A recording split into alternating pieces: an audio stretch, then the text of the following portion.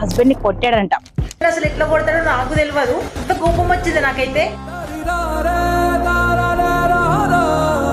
కత్తితో పొడిచి పొడిచి పొడిచి పొడిచి చంపేశాడు అక్కడే.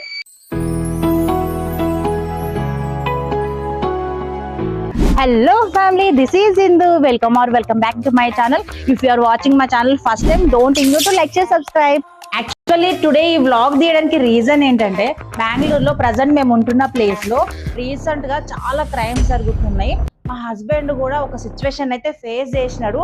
నేను చాలా భయపడ్డా. ఆ సిచ్యువేషన్ ఏంటి, ఆ క్రైమ్స్ ఏంటి, నేను స్టెప్ బై స్టెప్ గా మీకు ఎక్స్ప్లెయిన్ చేస్తా. And let's get in to the video. Actually నిజం చెప్పాలంటే బెంగళూరులో ఉండడానికి రోజు రోజుకి చాలా భయం వేస్తుంది. ఎందుకంటే బెంగళూరుకి మేము వచ్చి 4 years అవుతుంది. ఉన్న 4 years మేము స్టార్టింగ్ ఒకలాగా ఉంది, ఇప్పుడు ఒకలాగా ఉంది. డే బై డే సొసైటీలో జరిగే క్రైమ్స్ అండ్ సొసైటీలో జరిగే ఇష్యూస్ అనేవి చాలా జరుగుతున్నాయి. అవి అక్కడ వరకే కాకుండా మా వరకు కూడా వస్తాయని మేము అసలు ఎక్స్పెక్ట్ చేయలేదు. అండ్ మీ అందరికి డౌట్ రావచ్చు, మీరైతే ఇన్ని ఇయర్స్ ఉన్నారు కదా, సడన్ గా ఇప్పుడు ఎందుకు భయపడుతున్నారని.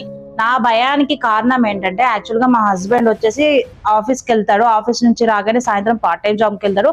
ఆ పార్ట్ టైం జాబ్ కూడా నైట్ 1 o'clock 2 o'clock 3 o'clock వరకు కూడా 4 o'clock వరకు కూడా చేస్తాడు. సో ఆ టైంలో మా హస్బెండ్ కి 2 days బిఫోర్ ఒక సిచ్యువేషన్ అయితే ఫేస్ అయింది. అప్పటి నుంచి నా మైండ్ లో అదే స్ట్రక్ అవుతుంది.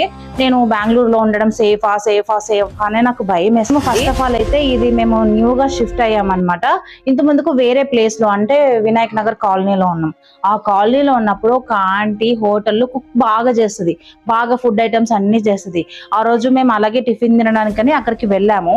వెళ్ళినప్పుడు ఇద్దరు సో పర్సన్స్ వచ్చి వాళ్ళు ఆల్రెడీ మాట్లాడుకుంటే వచ్చి ఆ హోటల్ ముందు డైరెక్ట్ ఏమైందేమో ఇద్దరు పెద్ద గొడవ పెట్టేసుకొని ఆంటీ షాప్ లోకి వెళ్ళిపోయి చాకు తీసేసుకొని ఒక అతను అయితే దారుణంగా ఇంకో అతన్ని నా కండ్ల ముందే కడుపులో కత్తితో పొడిచి చంపేశాడు అక్కడే. కత్తితో పొడిచి చంపేశాడు అక్కడే.